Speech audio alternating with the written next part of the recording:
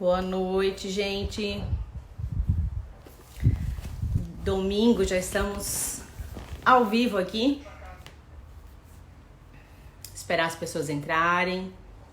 Marina já entrou. Ramon. Boa noite, Ramon. Só aguardar mais um minutinho. Já entrei uns 2 minutinhos antes para dar um tempinho de todo mundo entrar para as 20 horas a gente começar bem certinho. Boa noite, gente.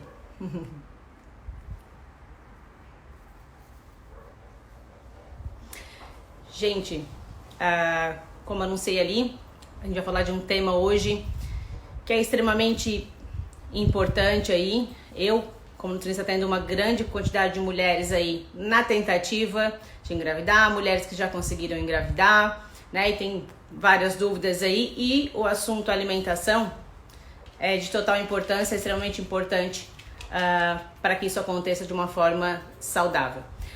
Vou convidar a Marina para entrar. A Marina é nutricionista materno-infantil, essa é a especialização dela. Mas é claro que eu vou deixar para que ela se apresente para nós assim que ela já me solicitar aqui. Estou aguardando a solicitação dela e a gente já começa. Boa noite, gente. Boa noite, Helena. Saudade de ti.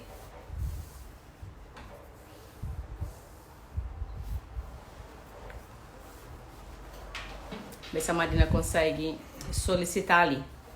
Marina, se não estiver conseguindo, me avisa aqui pelo WhatsApp.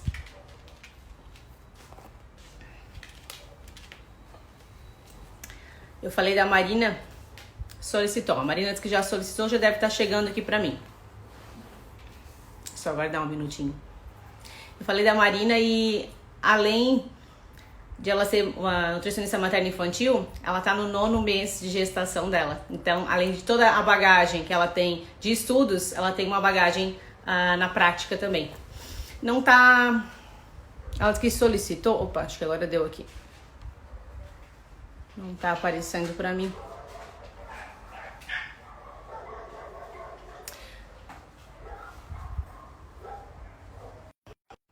Vai dar. Aguardando a Marina entrar aqui, gente. Aceitei.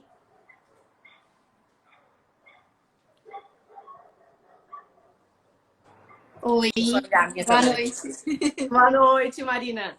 Boa noite, Tudo bem? tudo bom? Tudo certo contigo?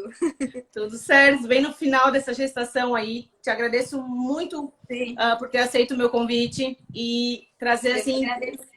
Eu sei que vai trazer muita informação importante aí, tanto na tua experiência já na prática como profissional e na prática agora como mãe, que eu acho que é uma experiência, acredito, uma das melhores, né? Te apresenta aí para nós, por favor. Então, gente, boa noite, né? Como a Lara já me apresentou, me chamo Marina, eu sou nutricionista, né? E eu me especializei na área materno-infantil, que foi uma área que desde o início da faculdade sempre me encantou bastante, assim, né? Sempre foi a área que eu mais gostei, desde a parte de crianças a também gestantes. E terminando a faculdade foi, então, a área que eu me especializei, né? E eu engatei também no mestrado, no doutorado, aí seguindo nessa linha de pesquisa, né?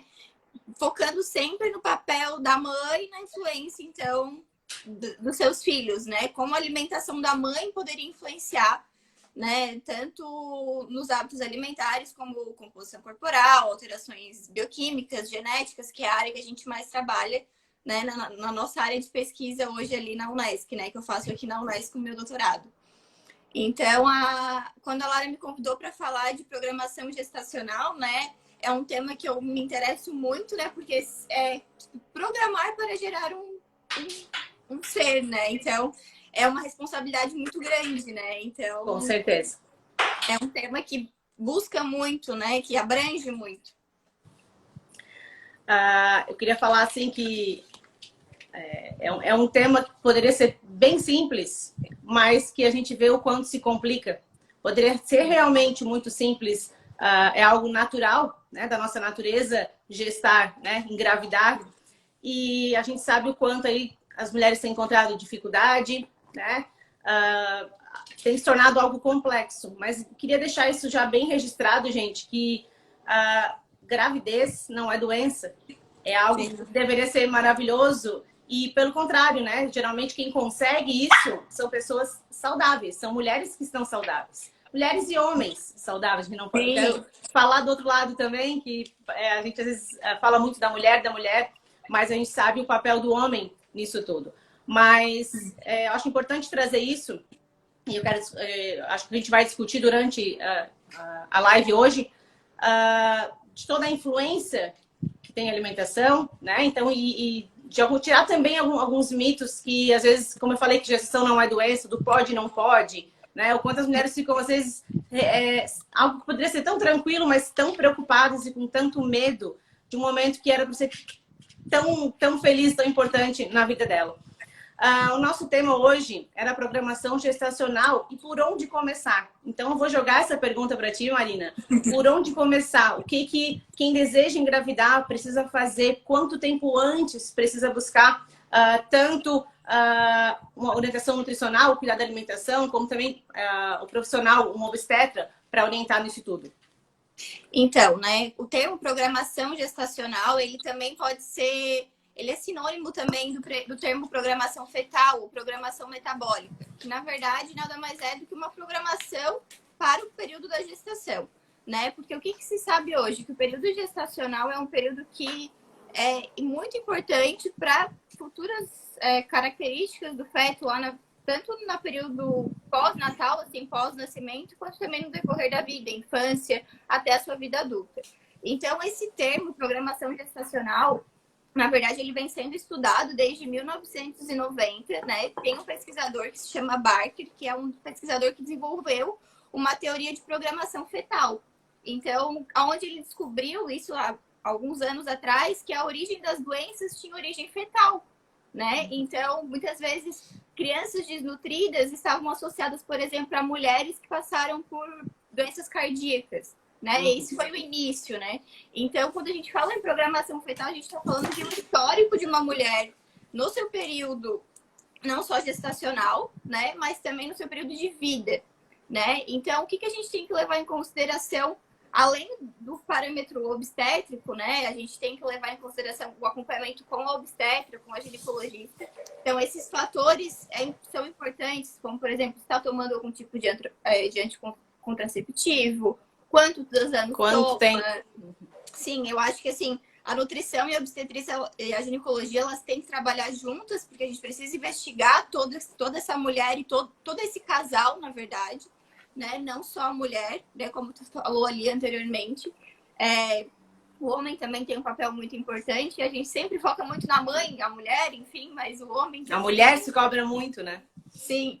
Então, é muito importante a gente entender que o casal, ele precisa passar por um acompanhamento médico junto com a nutricionista, pensando nesses fatores hormonais, né? Se está tomando algum tipo de medicamento, enfim, ou está usando algum tipo de outro tipo de anticonceptivo, né?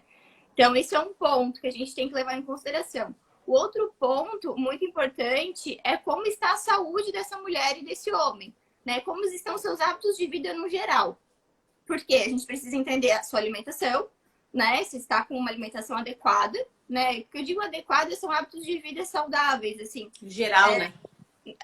Um equilíbrio entre comida mais natural possível, evitar os industrializados, o uso de álcool, cigarro, enfim, um hábito de vida saudável, né? A parte de exercícios físicos eu acho de extrema importância a gente citar aqui. Eu digo porque agora, no período da gestação, eu fiz exercícios físicos durante toda a gestação e eu notei muita diferença. Legal. E eu vejo que isso... Porque eu já praticava antes também. Então, sim, isso é bem importante também, né? Não querer começar sem nunca ter feito nada. Não que vá atrapalhar, mas aí tudo precisa de uma orientação, uma iniciação muito lenta, né? Sim, exatamente. Então, isso é um ponto também importante, os hábitos ambientais, né? De exercício físico, como eu falei, do cigarro também são alguns pontos importantes que tem que ser levado, né? Por onde começar. E também a investigação bioquímica, né? Muita gente pergunta, que suplemento, quero engravidar, vou tomar ácido fólico, né? A primeira coisa que a gente vê. Então, mas assim, a gente precisa investigar bioquimicamente, né? Existem alguns nutrientes que, além do ácido fólico, são muito importantes para esse período. Com certeza. Então, assim, o que eu sugiro, assim, por onde começar, né? Uma pergunta, uma resposta curta, assim, vamos fazer um check-up, vamos fazer os exames, vamos ver como é que tá, vamos ver o perfil lipídico, glicemia, até a questão do peso corporal é muito importante. A gente vê que o aumento do peso já pré-gestacional está muito relacionado. Já atrapalha também. tudo, né? Já. E assim, a gente vê que se for pensar o que os estudos mostram, né? Em relação ao tempo, né? O que a gente observa? Eu quero saber quanto tempo antes. Pensando num casal saudável, que já está, né? Já tem um hábito de vida saudável, que já vem com exames Já normais, que já se cuida, 90 dias, que são 3 meses, parece ser o suficiente. Sim. Né? Claro que tem que pensar... Mas isso não é a realidade, né, Marina? Tá bem distante. Isso é muito raro, né? Um casal, né? Um se cuidando já é muito raro. O casal se cuidando é mais raro ainda. Mais então, raro às vezes, é por isso que às vezes tem muita gente que fica numa tentativa aí, a longo prazo, tentando engravidar e não consegue. Aí vem a frustração, aí vem o fator psicológico, que atrapalha mais ainda. Tinha a parte fisiológica, daí vem o emocional para atrapalhar mais ainda. E aí vem aquele tempo. Aí, às vezes, sem entender todo o processo, às vezes já parte para um tratamento de fertilidade. Só que calma, né? Às vezes não tem problema de fertilidade. Está tendo, justamente por não estarem saudáveis, né? Tanto o homem quanto a mulher. Sim, e a gente vê muito isso, porque hoje a maioria da população ela tá obesa e sedentária, né? Com maus hábitos de vida.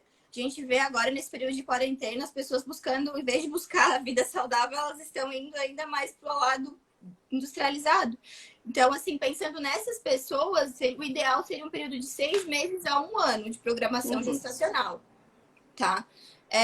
Muitas vezes, a pessoa para de tomar um anticoncepcional, vamos supor que é o método mais usado, né? E já quer logo em seguida que engravide. Né? Toma anos, às vezes, né? Às vezes, toma anos. Sei lá, 10 anos de uso de anticoncepcional. Por exemplo, vou dar o exemplo do meu caso, né? Não foi uma gestação programada, porém eu já fazia 2 anos que eu não tomava nenhum tipo de anticoncepcional. Contraceptivo, e apesar de eu não ter me programado para gerar, eu já vinha com um estilo de vida saudável. Foi o que me deixou tranquila quando eu descobri que eu estava grávida, por exemplo. Porque eu pensei, não programei, não tomei o que eu gostaria de ter tomado. Porém, eu vinha já no estilo de vida saudável. Então, muitas vezes a gente precisa se frustrar tanto com o ideal, né? A gente precisa trabalhar no equilíbrio também. Então, pensando nessas pessoas que estão já com problemas, é importante pelo menos 1 ano, né? Depende muito do caso. No caso é tudo muito individual, né?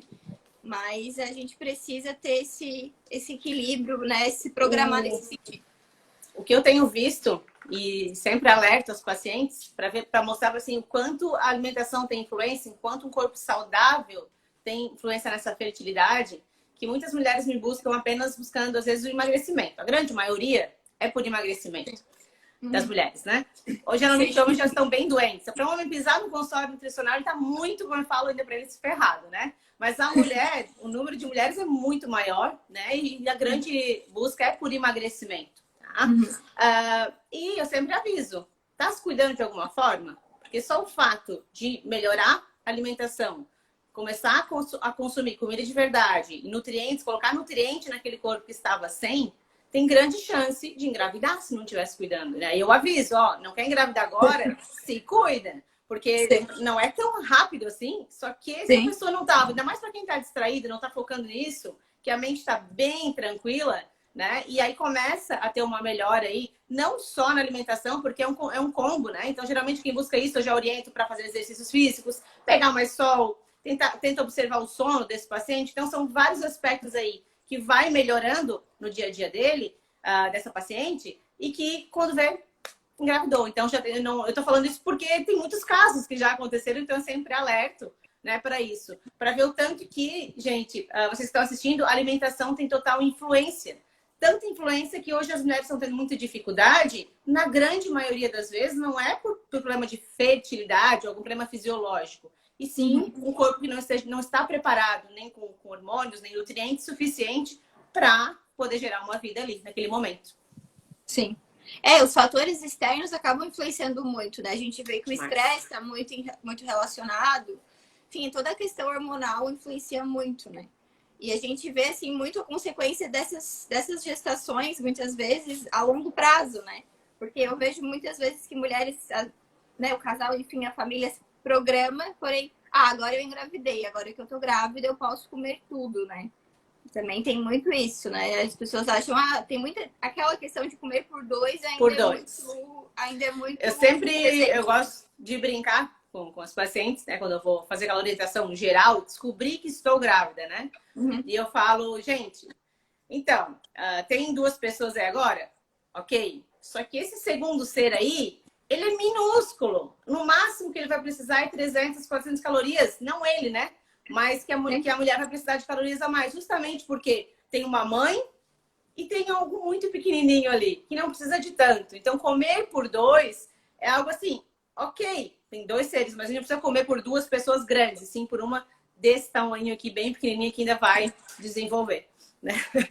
E até chega um período que tu também não consegue comer grandes. Eu, pelo menos, né? Claro, tem pessoas, tem gestantes, né? Já acompanhei gestantes que conseguiam comer normalmente, como tem gestantes que tem, como, por exemplo, eu tive bastante azia no final, porque chega um momento que tu não sabe mais nem onde estão teus órgãos. Então, essa situação, assim. E então, assim, varia muito de mulher para mulher. A gestação por si só ela é um período estressor para o nosso corpo. Então, cuidar dos antioxidantes em excesso é de extrema importância. Por exemplo, o café, a cafeína, numa forma geral. Eu falo café porque é a bebida que a gente mais consome que tem cafeína.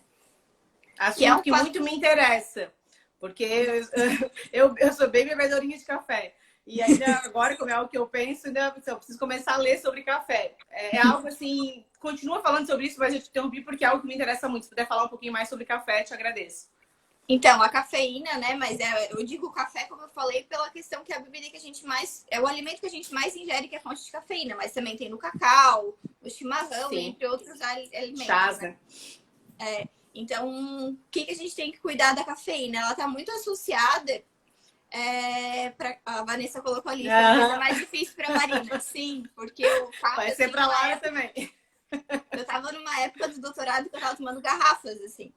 E, enfim, foi bem difícil, mas eu cortei totalmente. Não vou dizer que de vez em quando tomo uma xícara de café, tomo, mas nada como antes. Né?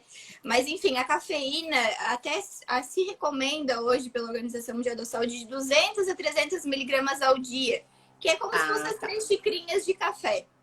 Porém, a gente fez um doutorado lá no laboratório, até de uma ginecologista, com cafeína, na verdade. A gente avaliou 3 doses, desde a baixa dose, que é 1 xícara de café, a média até a alta dose, quem toma garrafas. E o que a gente observava? O que a gente observou, na verdade, no trabalho? Ele ainda não está publicado, então não é algo que eu posso mostrar. A Vanessa está bacalhando, ó. Então, o que a gente observou? A gente fez experimentos em animais, né? Vale ressaltar aqui, não é em humanos. Mas a gente observou que até as baixas doses tinha até diminuir a taxa de grávidas, de animais grávidos, desde o período do início do tratamento. Ou seja, aqueles animais que consumiram cafeína, principalmente a alta dose, nem engravidou.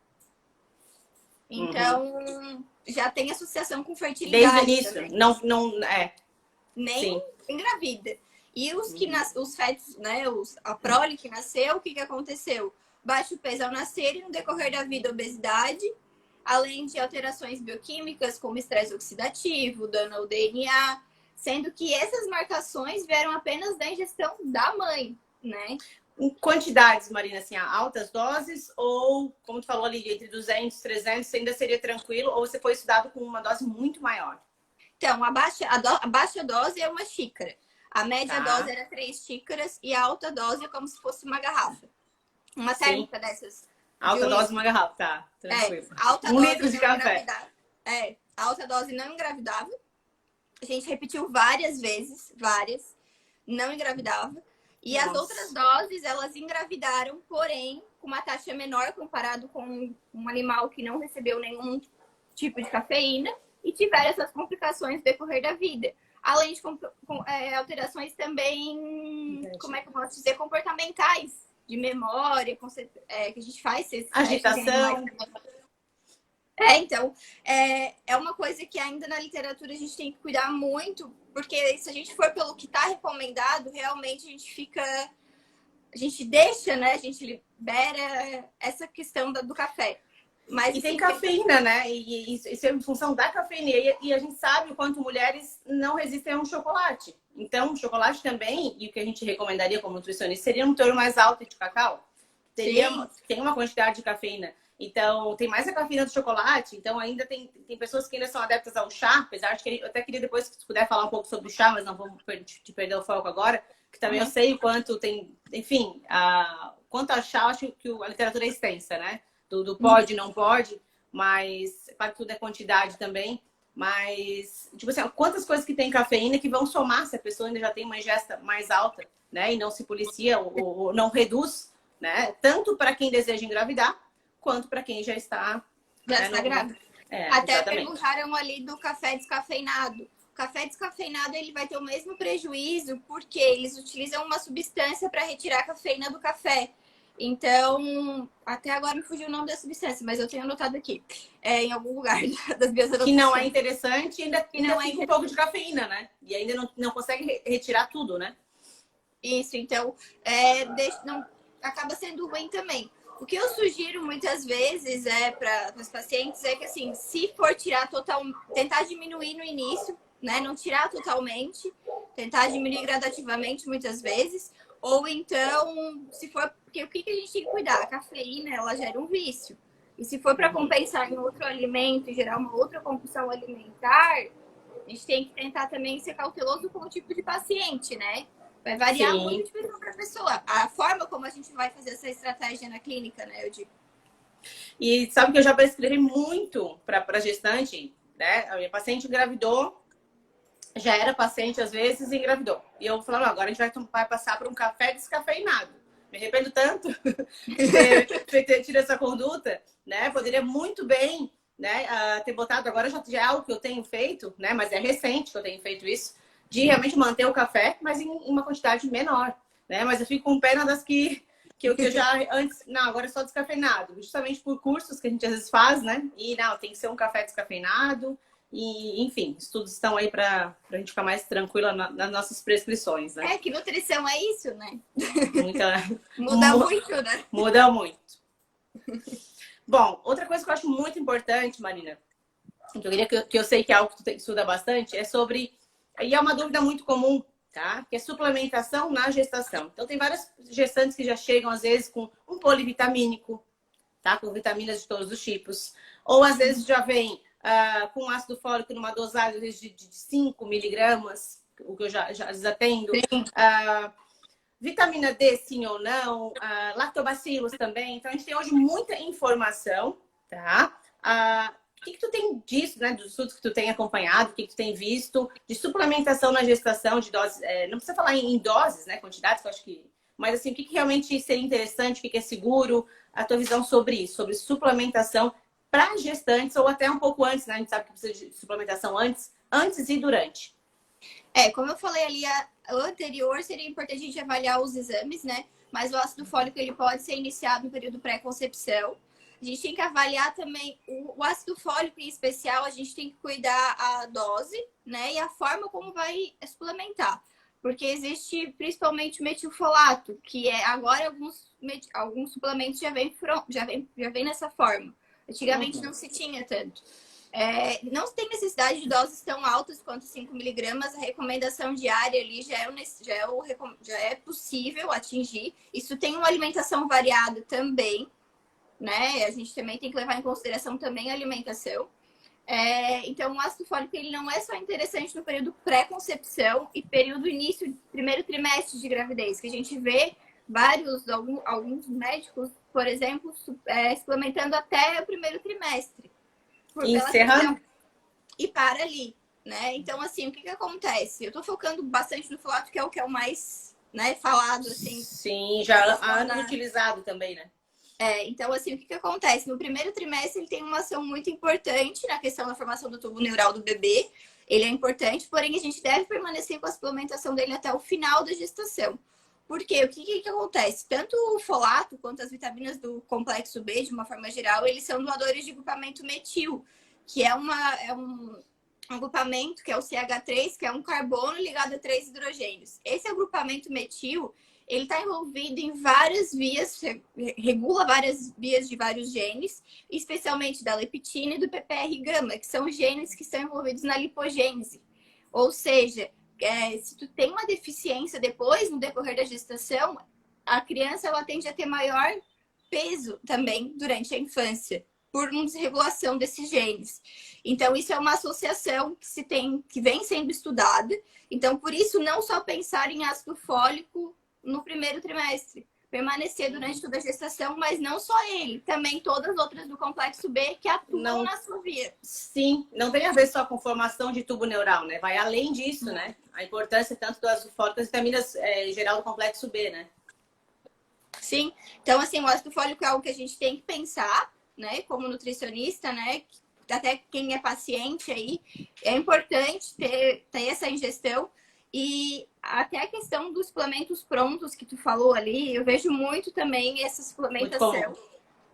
Que ela é muito... Até a quantidade dos nutrientes é muito baixa. E geralmente vem associado com uma concentração baixa de ômega 3 também. Que é outro nutriente que a gente tem que pensar aqui. Porque o ômega 3... Em doses maiores, né? Em doses maiores. E também o cuidado do ômega 3. Porque o ômega 3 ele é constituído de 2 tipos de gordura, que é o EPA e o DHA. Né, que são os 2 tipos de ácidos graxos constituintes do ômega 3. E no período pré-gestacional e gestacional, a gente preza na recomendação de maior concentração de DHA. Por quê? Porque ele está mais envolvido na questão neurológica do bebê. Né? Então, tomar já no período antes já vai auxiliar também nesse processo. E a gente observa o melhor desenvolvimento cognitivo da criança no decorrer da infância, assim, memória. Enfim, tem muito trabalho mostrando o benefício do ômega 3 também. Né, que é de extrema importância. Para quem às vezes não tem noção, né, dessa ciência toda, mas a gente já tem muitos estudos, né, de anos aí, da importância da alimentação da mãe antes dessa concepção, aí, antes da gestação. Estudos, às vezes, com doenças e associações com uma criança já no seu 6º ano de vida, relacionados à gestação. Então, a gente tem muitos estudos já mostrando a importância, gente, de nutrientes que estavam presentes durante a gestação, que a mãe tinha em determinada quantidade, para doenças, e dependendo da alimentação, né? Ganho de peso ou não, excesso de peso ou não, excesso de glicose na gestação ou não, com influência já em doenças futuras, em vários tipos de doença autoimune, várias doenças após, né? Com 6, 8, 9 anos já, a criança começar a desenvolver e aparecer várias doenças associadas com a alimentação da mãe. Sim. A gente vê bastante interferência, principalmente na glicemia ali que tu falou da vitamina D, deficiência de vitamina D. Então, esse é um dos exames que a gente pede, né? Se pré-gestacional já está baixo, a gente tem que regular isso, né? Para que o período da gestação já esteja mais adequado, né? Então, a suplementação da vitamina D, além de pegar o sol, né? A gente também tem que pensar na fonte natural. Mas também na suplementação. Infelizmente, a vitamina D, vitamina D e ômega 3 são 2 nutrientes que a gente tem que pensar na suplementação. Porque e as pessoas estão com AD entre 17, 20, né? Realmente as pessoas estão com uma quantidade de vitamina D muito baixa. Justamente, como eu sempre dou exemplo, eu passo o dia o quê? Dentro de um consultório, não tenho contato com o sol. A minha semana é assim, e na grande maioria também, né? Eu digo que é um luxo quem hoje consegue morar numa casa, ou às vezes num apartamento, numa sacada, onde consiga se expor por 15 minutos, 15, 20 minutos, entre o sol das 10 e as 15 horas, né? E consegue ter essa real exposição. Isso é luxo, gente. Isso aí é uma das coisas que as pessoas não dão o devido valor, mas é algo assim, se eu pudesse, eu não posso, nem onde eu moro, nem onde eu trabalho, ter esse luxo de me expor 15 minutinhos diário. Então, o que a gente precisa fazer? A grande maioria das pessoas, suplementar. É claro que sempre da forma natural, a alimentação a gente consegue um pouco, mas é muito pouco. Então, não vai ser suficiente. Né? Então, a gente precisa estar atenta a isso, realmente ver os níveis, né, de vitamina D. e suplementar. Se puder pegar sol, vai ser maravilhoso, muito melhor, não só pelo aspecto que eu falo da vitamina D. Estar exposto ao sol tem outros benefícios além da vitamina D, até para a mente, ter esse momento, né? Ter esse contato com a natureza, é extremamente importante. Até ali a questão das doses, né? Tu até falou para não citar muito, mas eu sei que tem profissional assistindo também.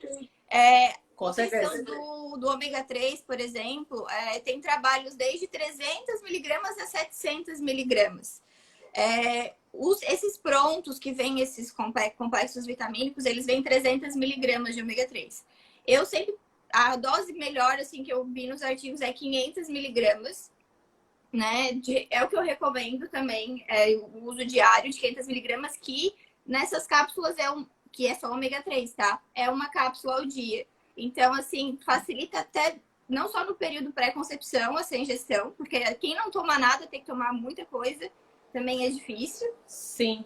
E no período da gestação também, porque questão de enjoos, enfim, isso vai facilitar também a ingestão. Ajuda? Ajuda? Não é que ajuda no enjoo, ele ajuda a evitar ter o enjoo pela questão de ser uma cápsula só. Porque por engolir. Sabor. Sim, entendi. Achei que já estava amenizando o enjoo. Olha que maravilha. Não, porque assim, primeiro trimestre, né, a grande maioria tem bastante enjoo, então é bem difícil ingerir as cápsulas no primeiro trimestre. E em questão da vitamina D, a recomendação é de 2.000 a 4.000 unidades para gestantes. Para tentantes, vai variar muito conforme o caso, porque se estiver associado com problemas de infertilidade, pode-se usar até doses maiores. Porque ela também está associada a alguns tipos de problema. Então, para tentantes vai variar, vai ser muito individual daí. Mas para gestante, a recomendação é de 2.000 a 4.000 ao dia. O que eu acho muito importante, assim, frisar, tá? Que, claro, tem algumas suplementações específicas que às vezes é difícil realmente, como ácido fólico, a gente atingir a quantidade através da alimentação. Não é impossível, mas realmente, mas mesmo tendo uma alimentação muito saudável, é indicado, tá? A suplementação de ácido fólico é algo indicado, porque tem que ser em doses um pouco... É uma garantia, né? É algo para garantir uma dose mais alta por um tempo determinado. Mas, assim, eu vejo muitas pessoas que dão um valor imenso a um polivitamínico e que me questionam sobre vitaminas e suplementar algo.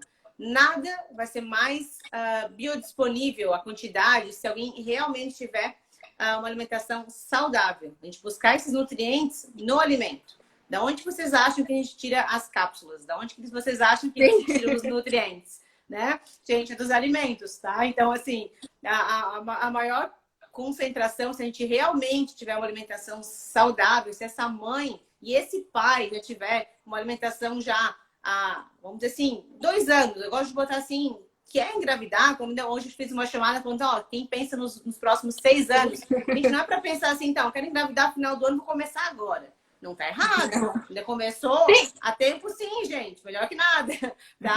Mas assim, se começa, a gente deve se preocupar muito antes a mudar vários hábitos, não só alimentação, para realmente preparar esse corpo, começar a ter nutrientes saudáveis para realmente conseguir ter espermatozoide saudável, tá? Sim. E que chegue a esse óvulo, começa por aí, né? E que se produza, ou que essa mulher consiga ovular. Então, tudo isso depende, sim, de nutrientes, tá? Sempre precisou, sempre vai precisar. Isso não vai mudar e a gente precisa estar saudável para que isso aconteça. Aconteceu isso, a mulher continua... Aí agora a gente pode passar um pouco para a mulher, mas não tudo. Ainda quero falar mais uma parte do pai aí. Vamos passar para a mulher que o bebê tá ali. A gente sabe quem vai fornecer os nutrientes aí depois. Depende totalmente do corpo da mãe, da saúde da mãe. Só que só a mãe se cuidando, fazendo a dieta, pode, não pode. O pai também pode ser parceiro disso. Acho que é um conjunto aí, os dois são pais nesse momento. Mas não tá nele. Mas ajuda a mãe, né? Eu acho que fica aí uma dica para vários pais, que eu vejo a queixa da grande maioria das mulheres no consultório, que elas realmente tentando mudar numa batalha, porque eu sempre digo que tá o maior amor ali dentro, então eu nunca vi. Se tem uma coisa, um momento onde a mulher consegue seguir uma dieta, é na gestação. Né? Eu sempre falo, gente, que amor é esse? Que poderiam ter por ela também, né? Antes e depois. mas é um amor, eu acho que imenso, e que elas conseguem dizer não para muitas coisas e realmente focar em algo, numa dieta saudável. Mas o pai queria dizer para os pais participarem disso também, que batalhem para que sejam saudáveis antes, durante e depois, porque tem um filho aí depois que eles vão querer um pai, né? Um pai que brinque, um pai que não esteja com sobrepeso, que não consiga nem ter fôlego para brincar com a criança. Bom, só uma chamada de atenção, porque sempre sobra para as Tudo mulheres pra aí, elas sentem às vezes, né, como tá tudo nelas. Não, não tá tudo nelas, né? Um conjunto aí. É importante ter alguém que ajude, com certeza. Aqui em casa, o Germano sempre, né, junto. E Já tá avisado. isso é muito importante. Já tá avisado. Já. Porque assim, são tantas etapas que a gente tem que ter um apoio, né? E querendo ou não, quem tá com a gente é o marido, né, o companheiro, então a gente precisa ter esse apoio, né? Porque depois vai vir a avó, vai vir a tia, vai vir todo mundo querendo. Principalmente na introdução alimentar, que é outro assunto, né? Mas, enfim, é importante com certeza ter esse apoio durante todo o período, assim. Porque o que acontece? A mulher tá ali tentando, daí vem o X, enfim, N coisas que acabam atrapalhando. Os hábitos que sempre estiveram ali, né? Aquelas tentações, e que agora, né? Não sabe assim, não é interessante, eu preciso fornecer nutrientes. Então, alguém comendo na frente, a gente sabe que tem coisas que são tentadoras. Para uns mais, para outros nem tanto, mas são, né? Para algumas pessoas. Então, ter alguém que realmente te acompanhe, esteja, né, abraçando a causa aí, o todo, facilita demais, né? Sim, a Marina, outra coisa que eu queria que tu compartilhasse com a gente aqui é que, assim, além de toda a tua experiência, como eu falei, de nutricionista, e também ter especialização e mestrado e doutorado, tu está fazendo agora um doutorado, um intensivão aí, com a tua prática. Tá? Sim. Como é que foi esse início de gestação? Como é que está sendo? Tem alguma coisa que às vezes tu pensava, poxa vida, estudei, achei que era isso e foi completamente diferente. O que tu traz para nós, assim, que eu sou uma futura mãe, espero que, né, que tudo dê certo, mas pretendo logo ser mãe também. O que tu pode ajudar para a gente que aqui está querendo saber um pouquinho mais sobre esse momento tão mágico, tão importante aí na vida da mãe e do pai? Sim. Então, o período, assim, de início, né, aquele susto, né? Foi o primeiro desespero. O pânico, depois que passa, a gente começa... Tá, agora eu vou me cuidar, agora, né, vai dar tudo certo. Então, assim, eu tive uma certa surpresa, porque, como eu falei, minha gestação não foi programada. Mas por estudar muito isso, na verdade, desde antes, eu pensava assim, o dia que eu engravidar, eu vou fazer tudo como deve ser feito, né? Tudo... fazer pilates, enfim, assim, vou fazer tudo. Tinha uma ideia já, né? Porque já era uma coisa que eu sabia, eu já fazia exercícios físicos, mas não tão direcionado para gestação. E quando eu engravidei, primeira coisa, eu comecei a tomar alguns suplementos até prontos, porque eu fiquei tão atordoada que eu não consegui fazer a minha formulação, esperar meus exames, eu achei melhor iniciar com alguns prontos, né? E depois disso, eu comecei a ter muito enjoo e não tive vômitos, mas eu tive muito enjoo e muita azia. E foi azia no início, né? Tu comentou. Então assim, o primeiro trimestre para mim foi difícil porque aquela recomendação que eu passava muitas vezes para as pacientes de água com limão, gengibre, não funcionava. Então assim, aquela questão da teoria com a prática, né? Na teoria, o limão vai funcionar, a água com gás vai funcionar, o chá de gengibre pode funcionar. Tem dias que nada funcionava. E eu me via naquela situação que eu tinha que me alimentar bem e tinha dias que eu não conseguia comer nada. Perdeu o apetite? Não chegava a perder o apetite, assim. De uma certa forma, sim. Porque, por exemplo, né? Eu sempre levei marmita para o trabalho e quando eu ia esquentar aquela marmita, teve vezes eu jogar fora, porque eu não conseguia Pelo cheiro? Pelo cheiro. Então, assim, o que aconteceu? Eu continuei usando essas estratégias nutricionais mais saudáveis. Não parei de usar, tipo, limão, enfim. Porém, em alguns casos, eu tive que tomar o medicamento que o ginecologista me prescreveu para enjoo. Olha, eu não tomei acho que eu tomei uma caixa a gestação inteira, ali, primeiro trimestre. Não era o que eu queria. Com certeza não era o que eu queria. Mas nem sempre sai então, assim, como planejado, né? sim. E isso foi uma coisa bem difícil, assim, de lidar, porque a gente observava, não, mas é para funcionar, por que não funciona? O limão, o gengibre, enfim. Que o gengibre eu falo porque é um dos liberados durante o período gestacional, né? Sim. Então, isso foi uma coisa bem difícil do início, e daí o que acontecia? Eu tinha que tomar até os suplementos e eu não conseguia. Tá. Porque não descia.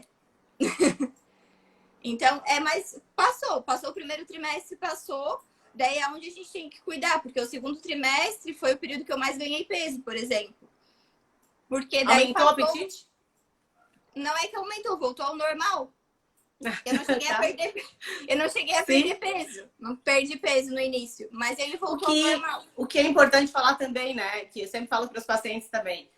No primeiro trimestre ali, em função... Eu sempre falo para o paciente, vai ganhar 2 quilos, ela perde 2 quilos.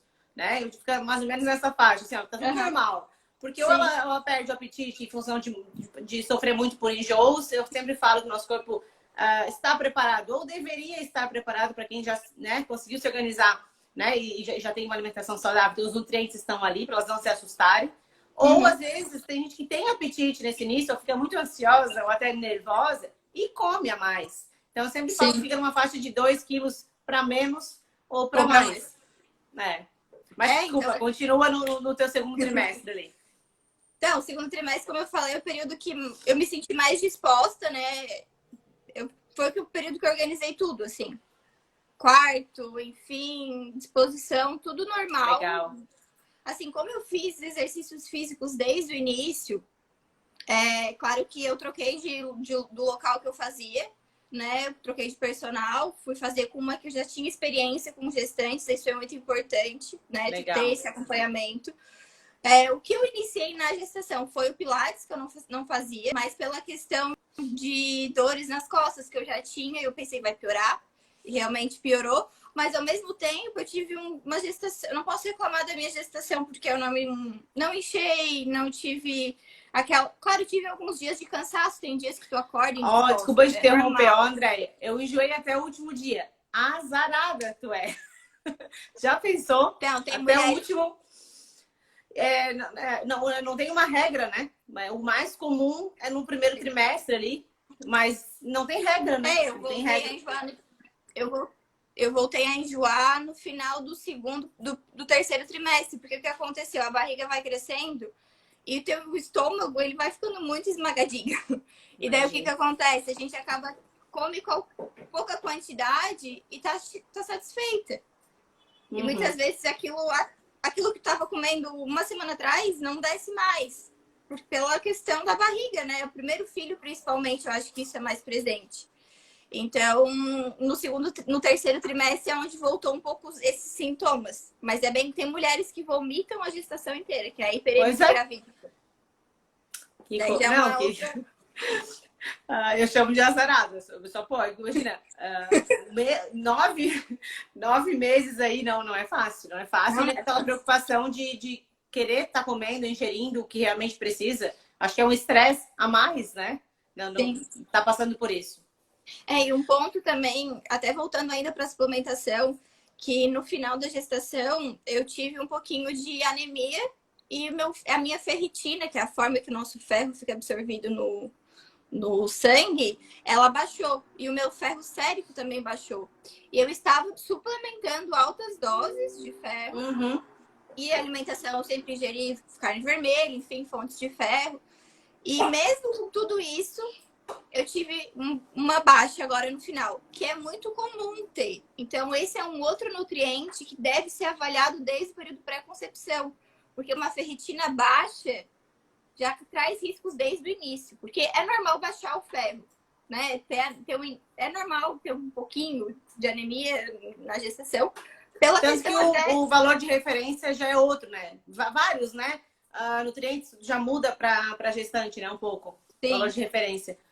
Pela questão, é como se fosse uma diluição do sangue para o bebê, né? Então acaba tendo uma demanda muito grande. E eu já tinha visto em algumas pacientes minhas isso, mesmo suplementando baixar. Já vi casos de ter que tomar intravenosa no final da gestação, quando baixa muito. Mas eu consegui agora dar uma reerguida, assim. Mas no início, o que aconteceu? A disposição diminui, o sono vem, né? Que deve aqueles sintomas de anemia.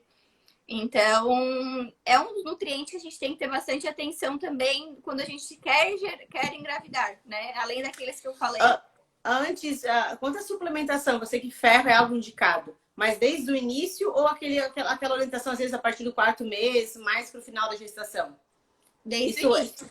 Desde o início? Desde o início. Se tiver baixo a ferritina, enfim, lá na pré-concepção, já tem que iniciar também. Porque tu começar a gravidez com uma ferritina baixa já é risco de ter anemia no primeiro trimestre. Sim, já não começou bem, né? E daí a anemia na gestação está associado com parto prematuro. Então, tem vários riscos, assim, que a gente tem que cuidar. Eu estava dando quer dizer, é algo que eu já acompanho, mas pelo fato de trazer esse assunto, comecei a dar uma lida, né? Sobre o que tem de estudos, enfim, e o quanto eu acho importante trazer para essas mães o risco do sobrepeso, da obesidade. A gente já sabe que tem algumas doenças associadas e o quanto isso interfere tanto para baixo peso quanto para uma criança já acima de 4 quilos, que já não é interessante, né? Um sobrepeso aí já do bebê e os riscos de obesidade nessa criança após. O que tu tem visto sobre isso, Marina? Sobre a influência disso tudo, né? Nas crianças também e na mãe, né? Sim, até vou trazer o exemplo até a Vanessa tinha falado ali para eu falar do meu mestrado. Que no meu mestrado a gente observou que altas doses de frutose, por exemplo, que ele é um açúcar encontrado naturalmente nas frutas, mas muito presente hoje em produtos industrializados, que é o maior consumo. Que é o pior, né? Nos obesos hoje. E a gente observou isso no meu mestrado, né? Que as altas doses dessa frutose industrializada, pensando, né, nessa frutose industrializada, está muito associada com já desordens de hiperlipidemia na mãe, né? Já vinha com um excesso de triglicerídeo, baixo HDL, aquela razão triglicerídeo HDL já alterada. Resistência à insulina já. Resistência à insulina. Então, parâmetros básicos já vinham sendo alterados nas mães. E isso se percorreu para a prole, né? Para os seus filhos. Então, a gente vê que como a alimentação, como esses maus hábitos, tem influência na prole durante toda a sua vida, assim. E não só parâmetros de peso, né? Bioquimicamente, eles já vêm todos com desordens, assim. Tanto genéticas... Nessa minha busca aí de estudar, de ver estudos que tinha, tem um estudo bem recente, que foi até o obstetro... Como é que é o nome dele? Mantelli, o sobrenome? Sei. Da Érica e do... Érica Mantelli, que é um casal, né? Esqueci o primeiro nome dele, mas é Mantelli. Que ele falou, ele apresentou um estudo, que é uma revisão com 11 estudos, da importância sobre o que passa realmente por líquido amniótico da mãe, da alimentação, a influência da alimentação da mãe, inclusive em sabor, em paladar. Então, uma revisão, poxa, são muitos estudos, né? 11 já, que foi uma revisão ali, do quanto tem influência depois naquela preferência, ou por doce, ou por salgado, ou por alimento. Tipo, a criança nem entrou em contato, mas a mãe entrou. E quanto isso já tem uma grande influência nas preferências depois, quando tem mães que eles falam, nossa, eu tenho um filho que come brócolis, que é uma beleza. E o outro, nossa, né? Um é totalmente diferente do outro. E é importante analisar, claro, isso não é regra, né, gente? A gente sabe que às vezes a mãe sempre foi saudável, sempre fez tudo certo e tem, enfim, não é regra, tá? Eu nunca tive para poder tá opinando nisso com tanta certeza aí, mas estudos mostrando isso já acho que é muito importante. A gente levar em consideração, não dá para descartar o quanto isso pode acontecer. Né? A gente fala muito, quando fala na questão alimentar, né, infantil, a gente fala muito dos períodos dos 1000 dias, que são períodos chaves na escolha alimentar. Por quê? Engloba o período da gestação, que tem em média 270 dias, onde já no final do primeiro trimestre a criança já sente os primeiros sabores no líquido amniótico. Então, por isso que muitas vezes a gestante ela tem que entender que tudo que ela está consumindo, o bebê ele vai ter uma certa oferta daquele alimento, né? Daquela preferência alimentar. Então, é bem isso que tu falou. A gente observa que crianças que comem mais doces, a mãe já come doce. né? A família já come doce. Ah, mas eu parei quando eu engravidei, não, eu parei ali quando nasceu, não. Mas assim, a gente sabe o quanto isso já tem uma influência aí, né? Que vai a longo prazo de tudo isso, né? Então tem que levar em consideração. Então, esses períodos do 1000 dias seria então essa gestação, mais o período da amamentação, que também é muito importante para definir esses hábitos alimentares, e a introdução alimentar, né, os primeiros hábitos de vida até os 2 anos de idade. Por isso que ofertar açúcar para a criança, mesmo que pequenas quantidades, não é recomendado antes dos 2 anos. Por causa dessas janelas de oportunidades que a gente chama, né? E mesmo com os 2 anos, também não é para ofertar assim à vontade, é uma exceção. Outro ponto, não era o assunto que a gente ia trazer, mas já que a gente falou disso, eu acho muito importante o quanto em outros países não se oferta ali a partir do 6º mês fruta doce, e sim legumes, né? Comida salgada. E que no Brasil, um hábito do brasileiro, porque também tem muitas frutas, né? Já nos 6 meses começar por fruta. Ou seja, geralmente, fruta que a gente consegue uma consistência mais pastosa? Um mamão, uma banana, que são frutas mais doces. Não que isso seja errado, gente. Isso é saudável, isso é nutritivo. Mas já está estimulando o quê? Um sabor mais doce. Se começasse com uma cenoura, né? Mas o ideal na verdade, ali nos 6 meses, a gente começar com a fruta e com o almoço, pelo menos. Mas tem muitos pediatras que só deixam uma fruta. Então, a gente entra É um estímulo que nos outros países não é assim. Então, é algo assim, claro, a gente tem uma oferta de frutas, fato, mas isso não significa que a gente não possa também tentar introduzir algumas preparações salgadas e não sempre a fruta, né? Tudo isso tem influência. Eu vejo muitas mães assim, mas eu vou poder dar limão, vou poder dar laranja, porque é muito azedo. Ele não conhece nem o sabor. Ele precisa conhecer. Se tu ficar acostumando com tudo doce, tudo, né? É igual a questão da papa, tem uma discussão entre dar mais inteiro, mas enfim, né? A gente acabou entrando nesse assunto, mas é algo que é bem interessante.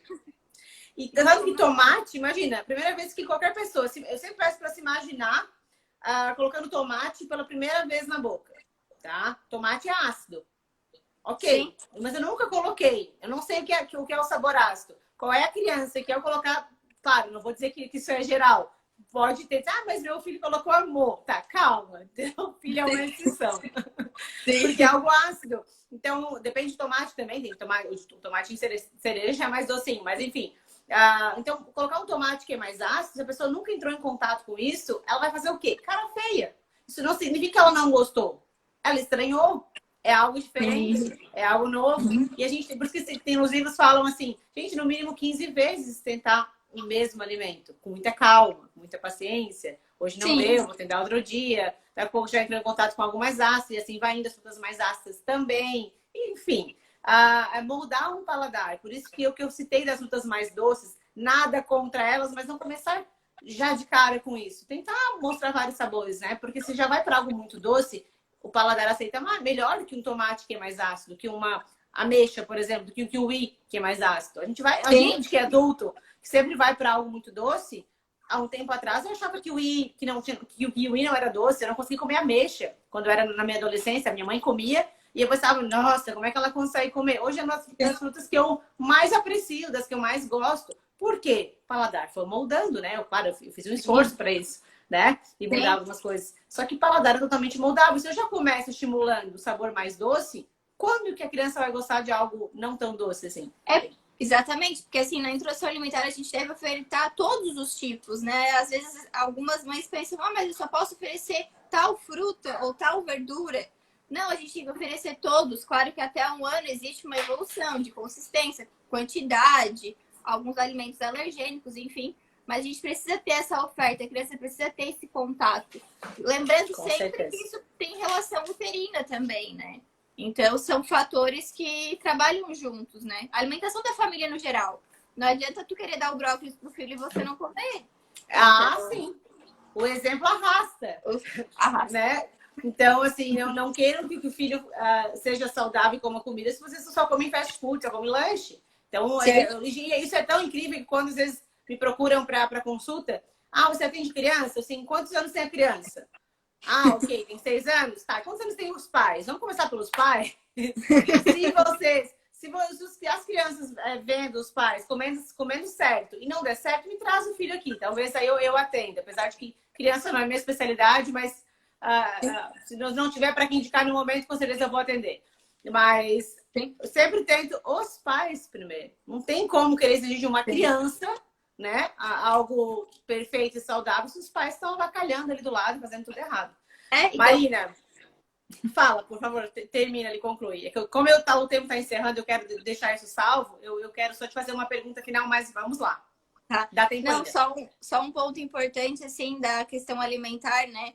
Se esse casal, né, ele já vem se moldando desde o período pré-concepção, quando chegar lá na alimentação do filho, vai ser muito mais fácil, né? Então, assim, pensando... É possível, a gente fala muito em programar uma gestação, um feto, mas também é possível reprogramar lá na frente, né? Vamos supor, a gente pensar numa criança obesa, é possível reprogramar. Existe agora esse termo reprogramar, vem sendo bastante citado, porém é muito mais difícil. Se a gente conseguir atuar antes, é muito melhor. Então a gente precisa ter esse papel na programação em virtude disso, porque os benefícios são muito maiores. Eu acho que os adultos, eles estão precisando se tornarem adultos, né? Quero ser pai, quero ser mãe, eu quero ter filho, não é brincar de boneca.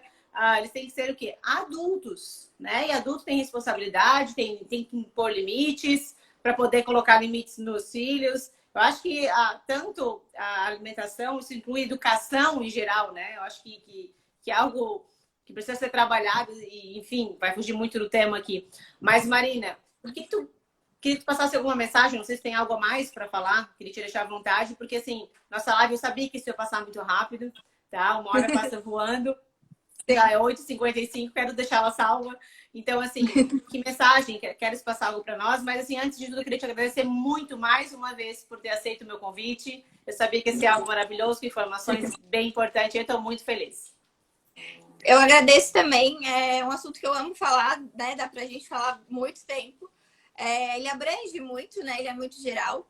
Mas o que eu gostaria de deixar, assim, para os casais, para as mulheres, né, que querem engravidar, é que não se desesperem no ideal, né?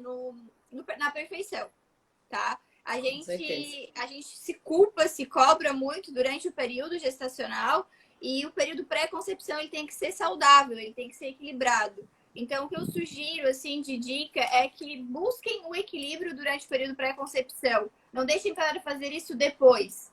Tentem melhorar antes, tá? Uma dica muito importante é tentar se organizar antes, botar a casa em ordem, né? Então, eu acho que, assim, comecem pelo básico, né? Não precisa sair primeira coisa tomando suplemento. Comecem pela alimentação de vocês. Eu acho que isso é o principal. Porque eu vejo muita gente querendo só tomar ácido fólico, né? E eu acho que vai além disso. Então, busquem um estilo de vida saudável. Busquem a base, né? Se não consegue um nutricionista, vamos tentar... Como comida. Como comida. Comida de verdade. Busca informação. Então, show, assim, minha dica é essa, assim. Comecem, muito obrigada. Busquem, porque vale a pena. E tem uma observação. Gente, a Marina tá no 9º mês de gestação. Alguém imaginou ali por trás que ela tá grávida? Com esse rostinho aí? Não, gente. Ninguém. Ali, ó. Ai, que legal. Parabéns. Eu tô quase parindo. Tá quase. Meu Deus do céu, será que vai dar tempo dessa live? Deu tempo, tá? Eu agradeço muito. Deu tempo. Deu tempo. Foi maravilhoso. Muito obrigada mesmo. Gente, um beijão pra todos. Muito obrigada por ter assistido. Adorei. Aproveita, eu vou tentar deixar salva essa live. Beijão, gente. Então tá. Beijo.